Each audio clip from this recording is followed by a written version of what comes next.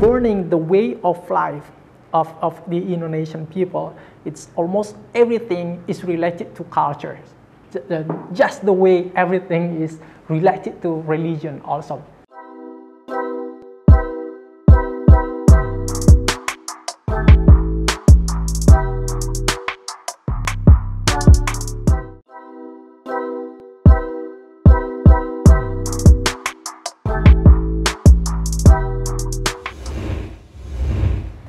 Hi, this recording is for philosophy, and in this video I'm going to be talking about some issues related to the introduction of philosophy, especially in Indonesian context. When it comes to philosophy, actually it's described or defined in two ways, in which one of the definitions is quite difficult to understand because it's very systematic, considered as the way or the method of understanding of science systematically. And then philosophy is also defined as a principle of life. In this context, it's very easy for common people without any specific knowledge to understand philosophy. So for this, we don't have to read a lot of books related to philosophy in order to understand it, but we just think, we just observe the way people around us think, and the way they act, the way they react, what they do every day, how they do what they do. Things like this that we have to understand. Okay. So basically, in this life, when it comes to philosophy, we need to ask ourselves this question: how do we do the things that we do every day, actually, and what values govern these activities, these actions, what motivate us, and how we see things around us, including people. How do we see people? How do we see religion? How do we see culture? These are discussed in philosophy. So if you ask somebody, actually, do you have any philosophy? Well, everybody has philosophy, apart from whether we realize this as a philosophy or not. Whether somebody can read or cannot read, cannot write at all. But people across the world actually have their own philosophy, apart from the fact that they don't realize this as philosophy.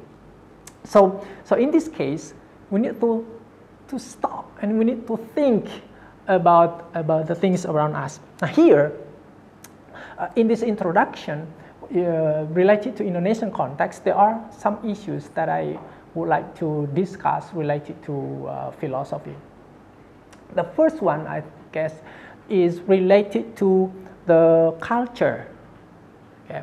Especially because in Indonesian context, culture is so is governing the way of life of the Indonesian people. It's almost everything is related to culture, just the way everything is related to religion also. Now, and we have been doing this according to how people treat culture, how people have been treating culture. For example, when it comes to wedding ceremony, when it comes to the dowry, okay, there are many people, many tribes who live in particular areas, like in Nias Island, for example. They have to spend a lot of money in order to marry someone, or in order to have a wedding ceremony, like for 100 million, for example, or more. But when it comes to people who have things, who are wealthy, for example, maybe 100 million is not a big deal.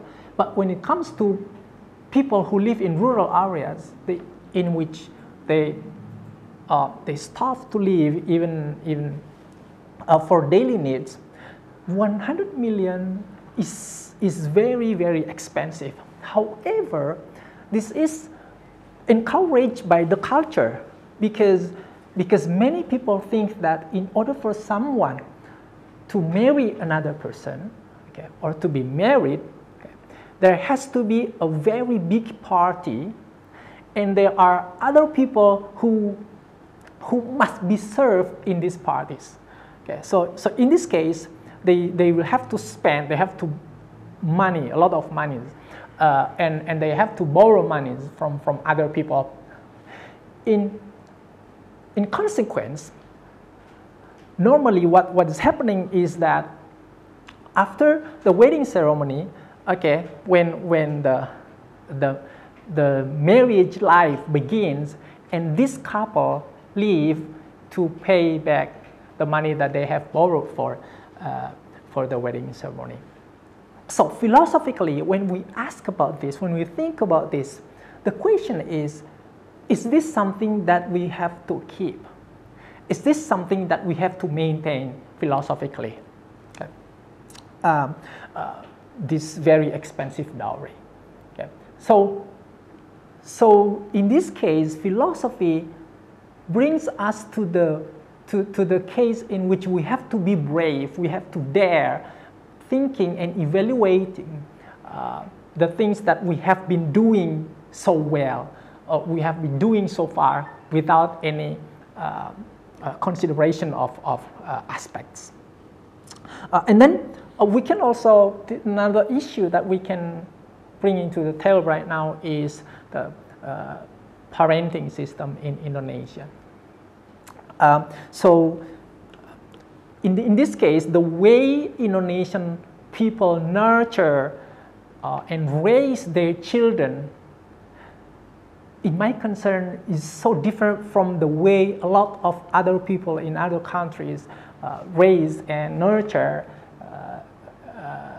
their children. For example, some people think of their children as properties. Okay. However, if we ask Indonesian parents one by one, they will not say that they treat or they think of their children as properties. But in the way they treat their children, in the way they talk about their children, in the way they protect their children, it's clear, it can be seen clearly that they treat their children as properties, actually.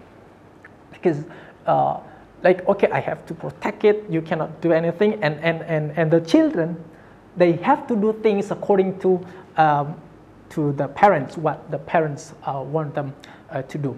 And if the children have the courage, okay, they try to disobey their parents, and then the parents can get mad at them, can be very angry at them. So total obedience. Okay. So good children are always measured by how obedient they are to their parents.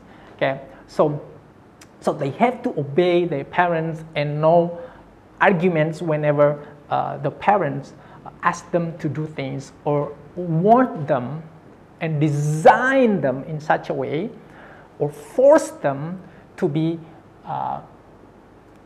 people whom the parents want.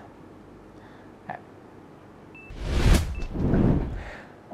The next thing related to parenting is we have this, and I think other people also have this term, like unconditional love from the parents to the children.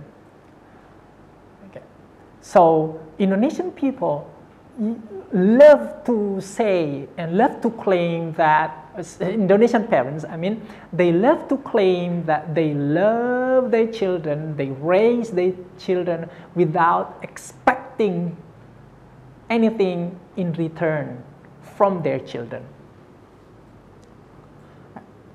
This is a very, very sweet claim, actually. But philosophically, when we think about this in reality, a lot of parents actually, they claim things from their children, that you have to be obedient, You have to obey whatever I say to you. I ask you to do. And when we are old, you guys have to take care of us because we have sent you to school, we have raised you, we have done things for you, we have loved you, okay, for years, we have spent money for you, okay. So in return, you guys have to take care of us when we are old, okay. When we get sick, you have to pay attention to us, okay. Thinking about this, we have to admit that there's something wrong between the claim of unconditional love and the way the parents treat the children and the things that the parents require from the children. Now, so are we saying that the love of the parents in this case is actually not it's not for free? Okay, we can do that. However, when we say this, it's not to blame the parents. Okay, so we have to underline this. I'm not blaming my parents in particular or any other parents, because my argument for this is because this is the way the culture has been going on, and in order to change this, it's costly for the parents to change this. However, my point here is that the change should be from us who understand this case to our children. So if we understand this, well, when we say that, okay, children, we love you, and it's unconditional, we don't expect anything in return, so do not expect your children to take care of you or that they owe you things, okay, because you have sent them to school, because you have paid a lot of money for them. Okay, do not claim that. Do not remind them, okay, about what you have done for them.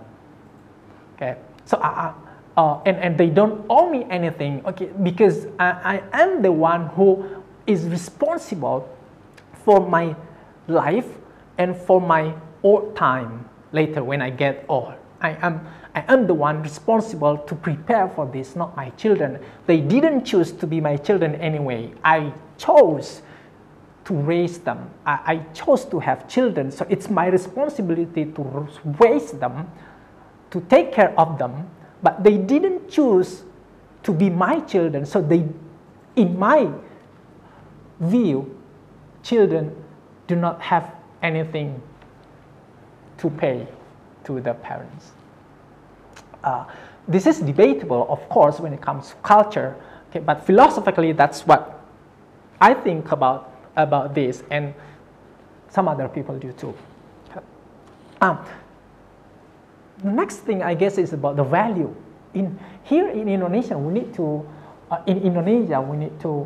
evaluate the way we see things. Okay, what is the most valuable thing for us? Okay, some people just value office works, okay, and they disrespect people with other works like taking care of the garbage, cleaning the building. Okay, so take people with small work. Okay, like a plumber. They disrespect these people. But philosophically, actually, the value and the dignity of people the same apart from what they do. Okay, apart from the tie they wear, apart from how expensive the clothes they wear. Okay, but basically the need and the value of human beings the same from from one social status to another social status. We can also think about marriage. There are a lot of people who have these gender role differences. For example, and this is so clear. Actually, it is very obvious in Indonesian culture, in which the one who is responsible for the kitchen should be the wife. So, cleaning the floor, sweeping the floor, mopping the floor, cooking, washing the dishes, washing the clothes, all responsibilities of the wife.